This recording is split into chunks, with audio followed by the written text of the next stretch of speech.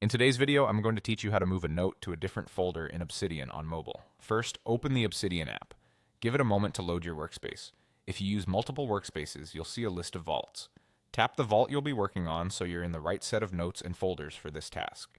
When you see the option, tap Open Vault to enter that space. Once you're inside, look at the top left of the screen for a small square icon. Tap that. This opens the file browser, which is where your folders and notes are listed. If the browser is already open, tapping the icon simply toggles it, so make sure it's visible before continuing. You should now see your folder structure and the notes inside each folder. Take a moment to locate the note you want to work on. You can scroll through the list or navigate through the folders to get to it. It helps to have a mental picture of where the note currently lives and where you want it to go, so you don't drop it in the wrong place. If a folder is collapsed, you can expand it first so you can see where you're heading. When you found the note you want to move, press and hold on it. Keep your finger down for a brief moment until you see the note lift or become draggable.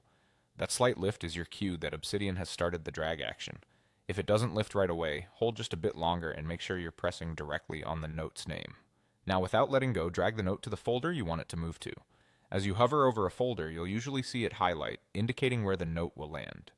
If you need to place it inside a subfolder, pause briefly over the parent folder to expand it, then continue dragging into the target folder. When you're exactly where you want it, release your finger to drop the note. The move is instant, and Obsidian updates the note's location right away. That's it, you've successfully moved your note. This keeps your vault organized and makes it easier to find related notes later. If you ever change your mind, you can repeat the same process to drag it somewhere else. Take a moment to confirm the note now appears in the intended folder, and you're good to go.